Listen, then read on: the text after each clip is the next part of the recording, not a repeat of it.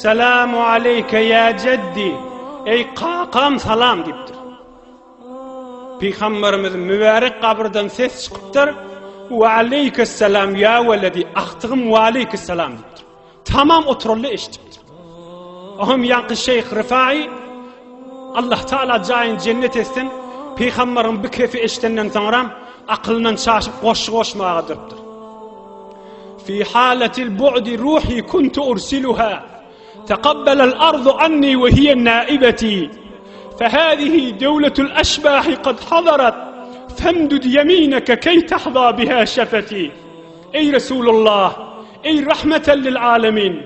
Odal öyümde kam, günne sana ruhumu verirdim, seni okşap kaysın diyerdim. Kabrının sünnaydı o ti. Günne sana ruhumu verirdim, öyle oturup hıyal netiryenmiştik de, Peygamberimiz okşap duran yalet fikret yenmiştik. Günne ruhumu verirdim, seni okşap kaydardı. Emme inni ya Resulullah men özüm geldim. Bir kabrından bir elin çıkarıp özüm okşayın, or doğduğum keyfetsinne deyiptir. Ulu millette gözavatiyle.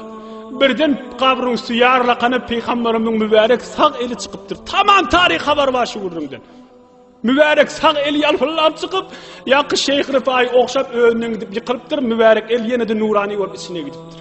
Ey bir mehabbet nâmi, bir ıhlaf nâmi. Yöne ağlap bardak bidadenin menden mübarek el çıkar mı ka? Peygamberin mehabbetini yadımızdan çıkarmayın da. Allah Teala'nın mehabbetini yadımızdan çıkarmayın da. 5 gün portu dünya dönüşüreyim. Hulasa ahir kısmında yine de tamam mahtun olu gönlü kaygı getirme. Bir iş vaktidir ödün yitirme. Sözüm anlam yok deyip ümsüm oturma. Cihan giyindir çınnan bilen ne vardır diye. İnşallah kat umidimiz vardır. Tamam sonra o cevap levelen. Tamam Peygamberin Allah Teala'nın aydan kefilen. Huda için eşittirdik. İnşallah kalbine imanı avul. Anrucu oldu aklı şuuru olandan sonra gayim durur inşallah. Erti bazıları gidenize bir toparlar görüp de imanınızdan savuyamam.